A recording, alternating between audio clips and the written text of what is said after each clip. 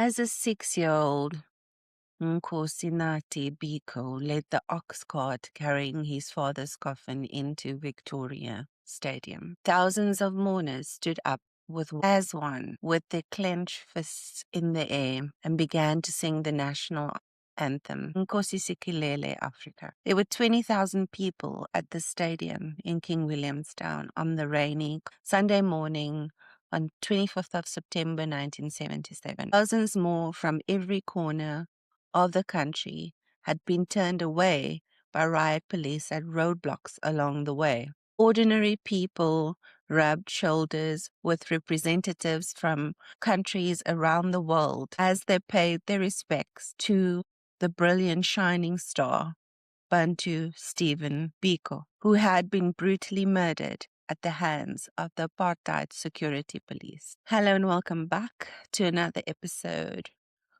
of On the Beaten Track. I'm your host, Rihanna. Today we conclude the story of Bantu Stephen Biko. I hope you have all learned, and your opinion, as mine was, through the little writings that I have shared with you, that your opinion has been elevated about this man if you knew very little about him, which I think everybody should know more about him. Next is an account from Donald Woods on Steve Biko's funeral. Take a crowd of 20,000 blacks at the funeral of a well-beloved leader who died in detention. Add to their sorrow a large measure of anger over the circumstances of his death. Anger over certain callous remarks passed by a white politician about that death. Anger over the stopping of many thousands of mourners from attending the funeral. Anger over the general racial situation, and anger expressed in speeches of a highly emotional nature. Add to all this several hundred whites, personally unknown to any in this multitude, teenagers, students, and others, and have them all intermingled in this vast black concourse. Predictably, in this land of racial tension, it requires but one stumble, one jolt, one tactless remark to touch off a tragic racial incident. Yet no incident of the sort took place at the funeral of Steve Biko last weekend. Through 5 hours of ceremony and speech-making by spokesmen of all those allegedly anti-white organizations such as SASO and BPC, not one single white person there present was made to feel unwelcome or under direct threat by that emotional multitude. Harsh and fiery words were said about the nationalist government and individual ministers of it, especially Minister J.T. Kruger, and about apartheid, and about white racism, and about security laws, and about 300 years of bigotry. But no single white, whether in the midst of the crowd or on the VIP podium, was touched other than in friendship. It was kind of a miracle. My wife and I were in the middle of the standing crowd, and afterwards compared notes about certain moments of apprehension. One came for me when I noticed what appeared to be a hard-bitten township tough guy standing fairly close and looking at me with stony face through slitted eyes. He had a large knife scar on one cheek and appeared in my imagination to be sizing me up for a cutting job. One is very conscious of one's whiteness on such occasions. However, when he became aware that I was looking at him, that rock-like face broke into a friendly smile and a nod of greeting. I've never been so relieved in my life. Progressive personalities, Helen Suzman, Alex Borain, and Zach de Beer arrived early, and a sea of blacks on one of the pack stands hurriedly made way to find a seat for Helen. But few of the other whites present were as well known. Most were young people, and probably most of them were conscious of the risk they ran. I think what motivated many of the whites who attended, apart from natural motives of condolence, was a sort of act of faith in the kind of country South Africa could become, with people judged as human beings rather than members of a race group. That certainly was a point made in many of the speeches. Admittedly, it was a minor theme to the major theme of Black activism. Yet consistent throughout was the message that the end result envisioned is a non-racial, non-ethnic society. I've long believed that South African Blacks, are simply not racist by inclination, and that to the extent that one can ever validly generalize, Blacks do not seem as readily disposed towards racial bigotry as so many whites appear to be, which in the circumstances is also a kind of miracle. Several whites who had been personal friends of Steve Biko were discernible in the crowd, notably Reverend David Russell and Dr. Francis Wilson. And all the major embassies were well represented, as well as all the major Christian churches. It was a fittingly sad and solemn occasion, but for my wife and me, the greatest sadness after all the tributes and speeches were over was the journey home with the renewed realization that Steve Biko, we will miss most painfully, is not the revered leader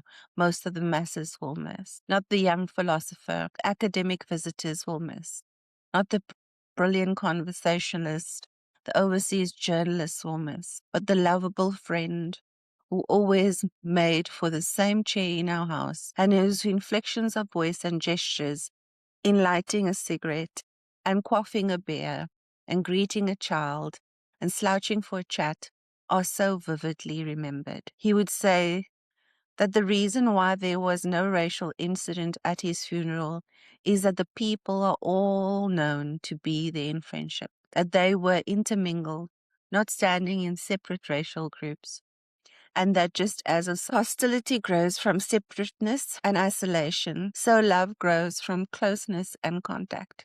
The total opposite of apartheid. Then, from a statement from the Black People's Convention, Mr. Biko and other Black political martyrs have not died in vain. Despite their deaths, they leave the masses with their unconquerable ideas, which they successfully preach to those who remain. Then, from the SWAPO Publicity Secretary, we regard your struggle as our struggle and your loss as our loss. It is better to die for an idea which will live than to die for an idea which will die. Then U.S. Senator Dick Clark, chairman of the Senate Subcommittee on Africa, Biko's death is going to cause most Americans, both in government and out, to be reluctant to have a relationship with South Africa. Should we be supporting apartheid? That will really be the question that we have to answer. If Mr. Foster and his government want to operate in this way, they will have to do it in a very isolated world. On the 4th of November 1977, the Security Council of the United Nations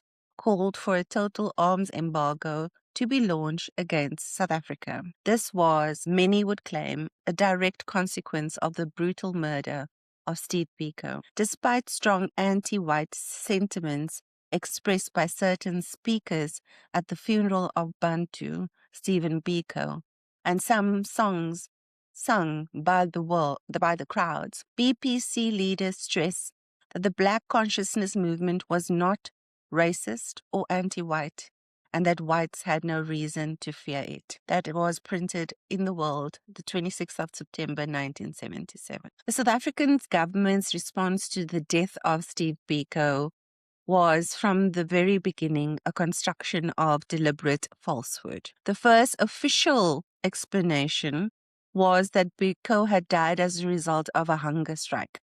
This was simply not true. The post-mortem conducted by Professor J.D.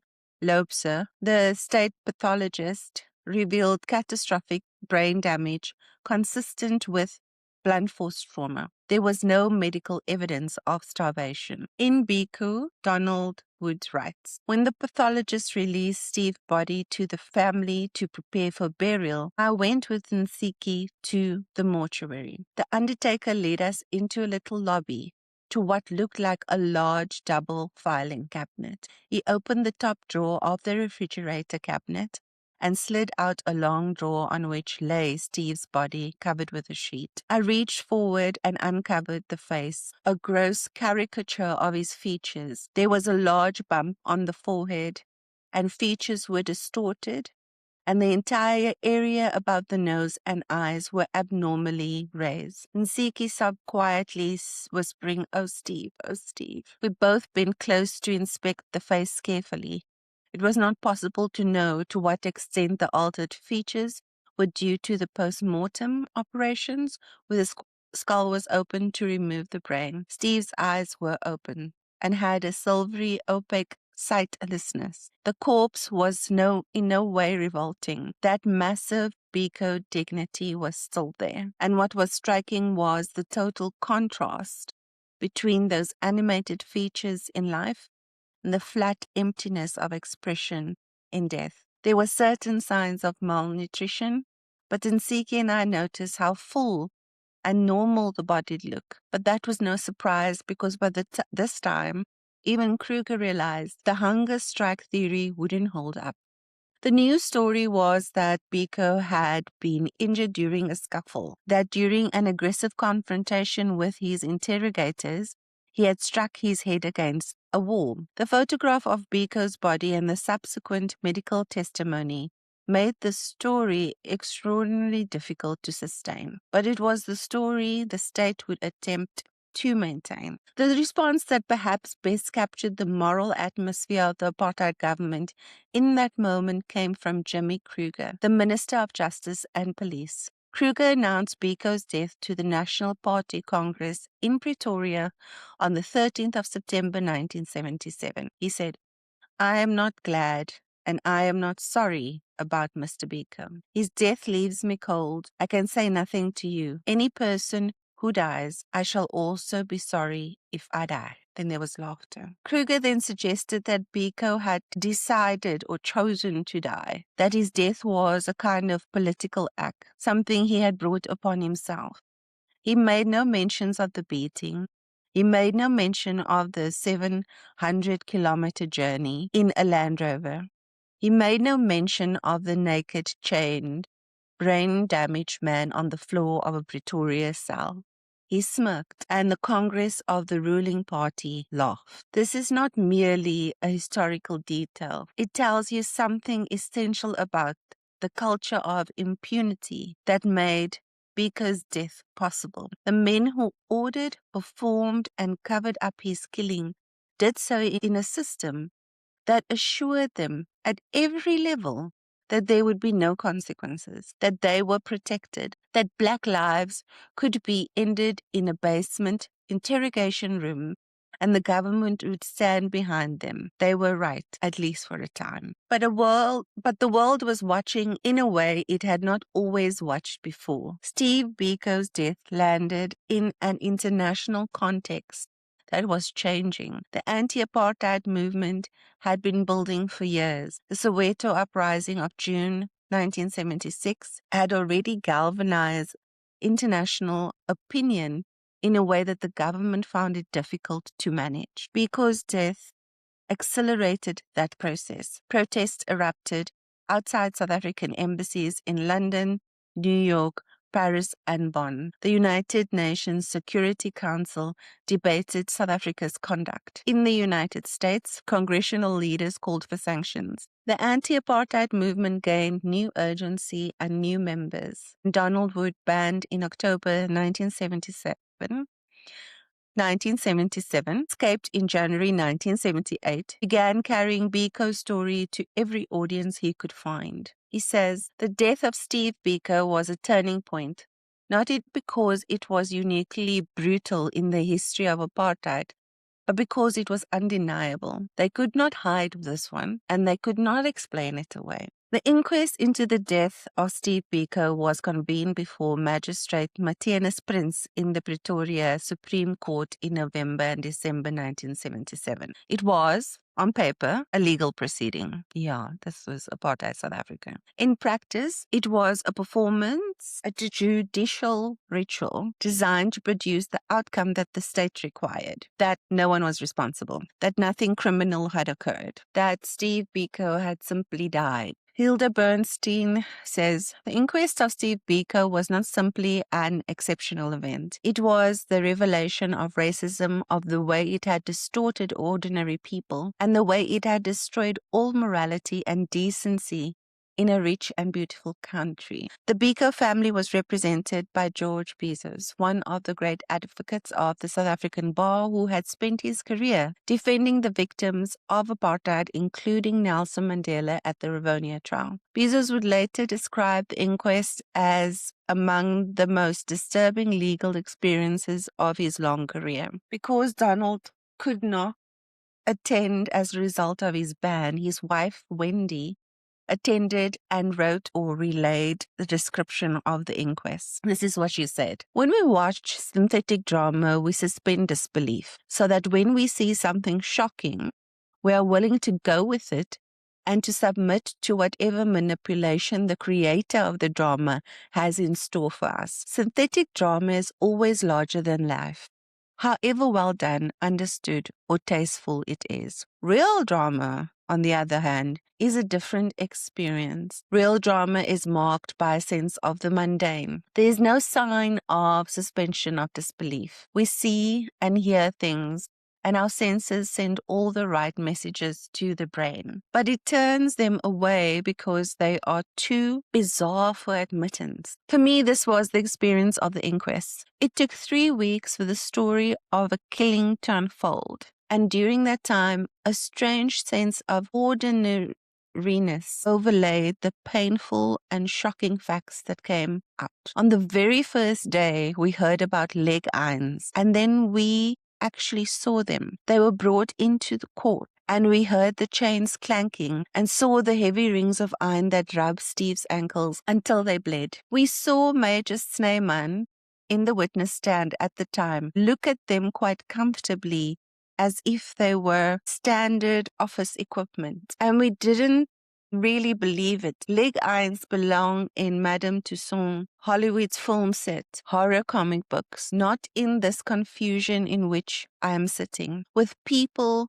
shuffling and coughing, with the jeans that I am wearing, which I have worn many times in Steve's company. And then on that same day, we heard that Steve had been kept naked in his cell for several days. We heard that when visited by a magistrate who asked him if he had any complaint, he asked for water and soap, a washcloth, and a comb, and said, "Is it compulsory to be kept naked? I am naked since I have been here." Again, the blocking out process played havoc with this information. Steve drank wine, smoked cigarette, got in and out of cars and told people what to do. He could never have been in a position which would have caused him to utter those words. We all knew that the security police had killed Steve, and they would concoct a story to match the brain injuries. So the varying accounts of the alleged scuffle did not surprise us. What we were not prepared for were the admissions of the security police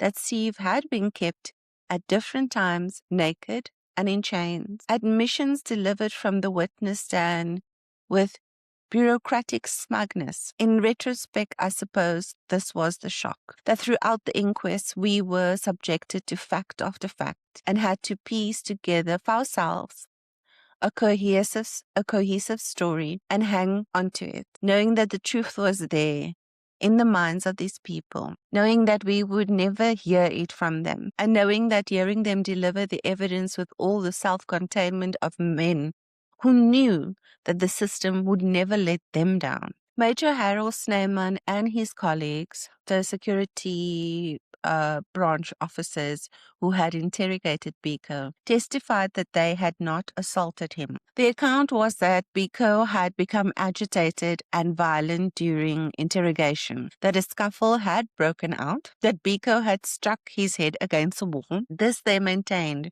was the origin of his injuries. Bezos put them to them methodically the evidence that contradicted this account. The nature of the brain injury described in the medical evidence was a severe contusion consistent with repeated blunt force trauma, not a single fall against the wall.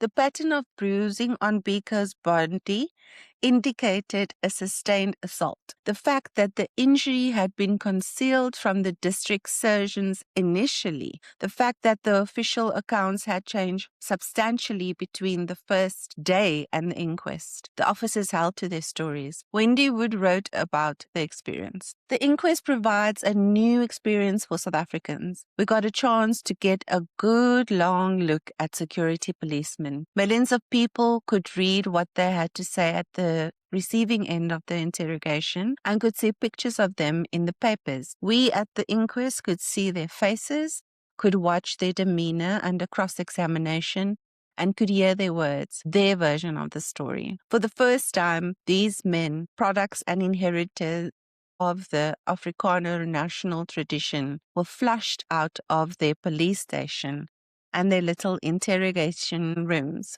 For once, they were in the position of having to account for themselves. These men displayed symptoms of extreme insularity. They are people whose upbringing has impressed upon them the divine right to retain power, and in that sense, they are innocent men, incapable of thinking or acting differently. On top of that, they have gravitated to an occupation that has given them all the scope they need to express their rigid personalities. They have been protected for years by the laws of the country. They have been able to carry out all their imaginative torture practices quite undisturbed in rooms and cells all over the country, with tact official sanction, and they have been given tremendous status by the government as the men who protect the state from subversion.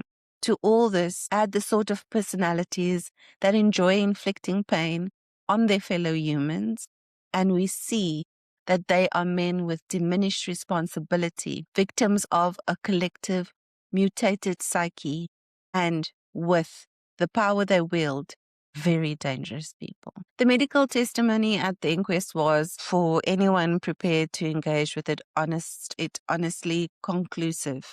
The family's expert, Dr. Jonathan Kluckman, a senior pathologist, gave evidence that the brain damage Biko had suffered was inconsistent with a single accident fall and consistent with repeated blows to the head. He was direct and unequivocal. The state experts were unable to effectively challenge the substance of his conclusion. The district surgeon Lang and Tucker testified about the examination during Biko's detention. Lang's accounts of finding Biko vague and neurologically impaired and certifying him fit for continued detention was damning. Tucker's participation in the decision to transport Biko to Pretoria rather than hospitalize him locally added another layer. The picture that emerged from the evidence, taken as a whole, was not ambiguous. A healthy man had been beaten severely during interrogation. His injuries had been concealed and minimized by the doctors responsible for his care. He had been transported in a condition that any first-year medical student could recognize as critical. On a 700-kilometer journey constituted, in effect, a death sentence. The doctors who dealt with Steve are, to a lesser extent, products of white South African society. Although not consciously cruel, they are men whose consciences have been so drastically warped by their society that they are capable, through their negligence, of committing crimes of extreme inhumanity. They are obviously not aware that they are acting in that way. Dr. Lang knew about the leg irons, but he did not appear at all shocked by their existence. I suppose he had seen them many times on other people. It also became apparent from all three doctors' testimony that casual and minimal treatment of black prisoners was normal to them, and that they were used to deferring at any time to Colonel Goosen's demands, in spite of the fact that these were in direct conflict with their patients. On the 2nd of December 1977, Magistrate Prince delivered his findings. The identity of the Deceased is Bantu Stephen Biko, black man, approximately 30 years old. Date of death, the 12th of September 1977. Cause or likely cause of death: head injury with associated extensive brain injury. Injury. The head injury was probably sustained during the morning of Wednesday, the 7th of September 1977, when the deceased was involved in a scuffle with members of the security police of the South African Police at Port Elizabeth. The available evidence does not prove that the death was brought about by any act of omission involving or mounting to an offence on the part of any person. That completes this inquest.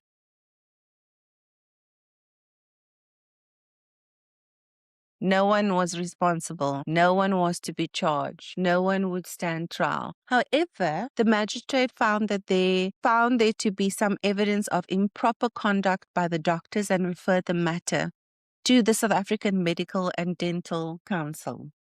George Bezos called it a disgrace. He was right. Outside the court, Nsiki Biko, Steve's wife, said nothing to the press. She had been present throughout proceedings in which a court of law had reviewed the evidence of her husband's killings and concluded that, legally speaking, it had not really happened.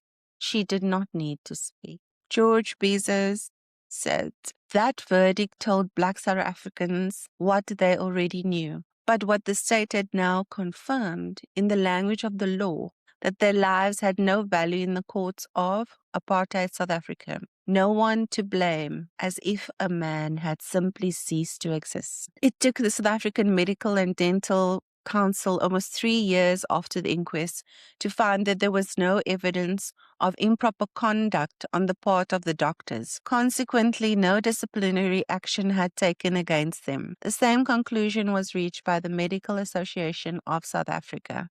These decisions led to outcry both at home and abroad. In 1984, independent groups of doctors took the matter of the Biko doctors to the Supreme Court. This led to a second inquiry being held. The court ordered the disciplinary hearing into the conduct of the doctors. 8 years after Biko's death, the SAMDC was forced to institute disciplinary proceedings against the doctor. The SMDS sent out the statement. The doctors, for whatever reason, felt themselves beholden to the security police. They did not query the origin of Biko's injury and symptoms. This studied lack of curiosity can only be explained either by their active collaboration with the police or deliberate choice not to embarrass the police or indeed themselves. Dr. Tucker was found guilty of improper and disgraceful conduct on 3 counts.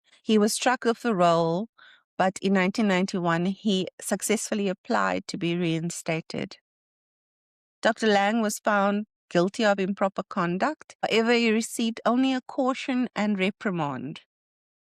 He continued to practice until he retired.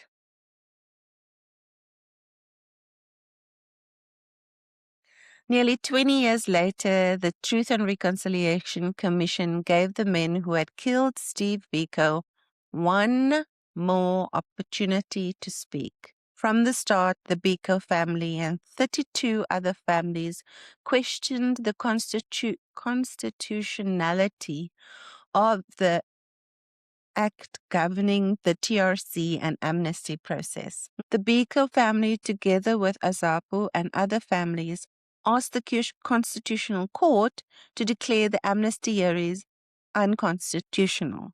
They did not succeed, and the amnesty hearings went ahead. In 1997, Harold Snyman, Gideon Nieuwoudt, Ruben Marx, Johannes Benneker, and Donkey Siebert applied for amnesty. In their testimony, for the first time, they admitted that Biko had been beaten. George Bezos said, the amnesty hearings revealed that the trouble started not because Biko was confronted by affidavits implicating him or because he had confessed to any wrongdoing, but because he insisted on sitting on a chair. They admitted that the scuffle story was fabricated. They applied for amnesty on the grounds that the assault was a political act carried out in the service of the apartheid state. The TRC Amnesty Committee rejected their applications. It found that they had not made full disclosure, a prerequisite for the amnesty process, and that the conduct had been grossly disproportionate to any legitimate political objective, 100%. Amnesty was denied, but the statute of limitation had long expired. No criminal prosecution was possible. The men who killed Steve Biko died free. Steve Biko was buried in Ginsburg, the township on the edge of King Williamstown where he grew up. His grave is a pilgrimage site. Young South Africans who were not alive when he died come to stand at the stone and be in the presence of what he represented. This is, in its own way, the kind of answer to everything the apartheid state tried to do to him. They killed him, they tried to erase him, and he became, in death, more present than many of the living. Black consciousness did not die with Biko. In the years after his death, the philosophy spread into the ANC, underground, into civic organizations of the 1980s, into the consciousness of a generation of South Africa who came to political awareness after Soweto.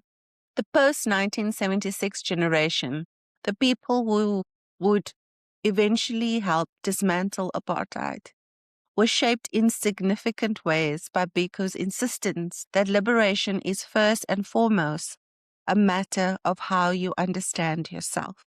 In post-apartheid South Africa, a country still marked by staggering inequality, by the legacy of land disposition, by institutional racism in new forms. Biko's questions have not become historical. I keep saying that. They're still so relevant. They've become, if anything, more urgent. The democratic transition delivered political freedom. And remember what he said, right? It's a self first before you get into the political part of it. So we have this democratic transition which delivered our political freedom, but it didn't do the thing that he spoke to, which is deliver psychological liberation. So a new generation can return and hopefully has returned to Biko's thoughts and writings and process.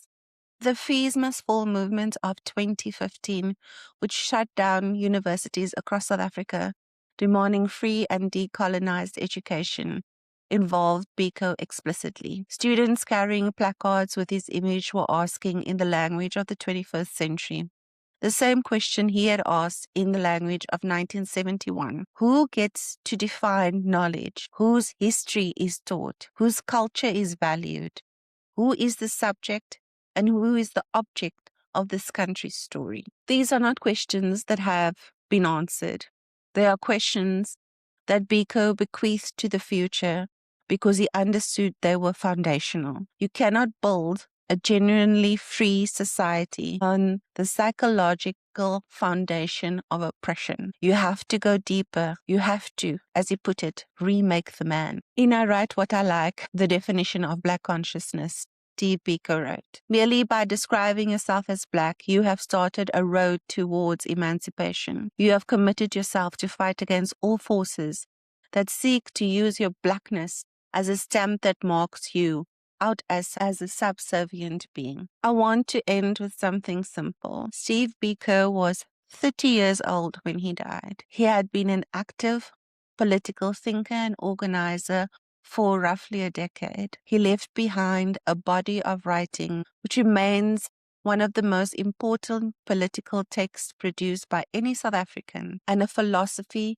that has outlasted the system that killed him. The men who killed him lived out their lifespans. They applied for amnesty and were refused. They were never charged. One of the things that the Biko case clarifies with terrible precision is the gap between truth and justice. The way in which a society can acknowledge what happened, can even name the people who did it, and still fail to hold them accountable in any way that the law could recognize. Nsiki Biko refused to participate in the TRC process. She wanted prosecution, not truth-telling. She was right to want that. The two things are not the same. And the fact that apartheid South Africa's most prominent political murder produced not a single criminal conviction is a fact that still needs to sit uncomfortably in the nation's consciousness. Here are some quotes about Steve Biko. Desmond Tutu said, "He didn't have a flashy car or big house. He did not even have a university degree, and by right should have been consigned to oblivion. In this universe, extraordinary greatness is measured by how much the person has served others, how much altruism they have shown." When we speak about Steve Biko, the community member, that is undeniable. President Thabo Mbeki said, "Many have expressed concern of what seems to be an entrenched values system centered on the personal acquisition of wealth at all costs and by all means. Is this the kind of society that Steve Biko visualized, that he fought and died for?" Gail Smith says, "A thorough examination of Biko and the ideals for which he was murdered would reveal a South Africa not too different from the one in which he lived and died." Bantu Steve Biko, born the 18th of December 1946, died the 12th of September 1977, age 30, in the custody of the South African state, in a prison cell in Pretoria, alone. He deserved better. South Africa deserved better. And the questions he left behind deserve still the most serious answers we can give them. Thank you so much for watching this series on Steve Biko. I hope that I've been able to do the man, the legend, the community member, the leader justice. I hope you see, as I do, a man, just a man, as flawed as we all are, but with a heart and a mind, very clearly thinking about another way to get to where we want to be. He deeply believed that that was possible, but it starts with us. It starts with you. And then we can collectively bring our power together and make a difference. Thank you. And next week, we'll start our series on the people that surrounded Steve Biko. I have put them all together. I just need to debate the order in which they go and for it to make sense. So join me next week and you'll see who is under the microscope. Bye.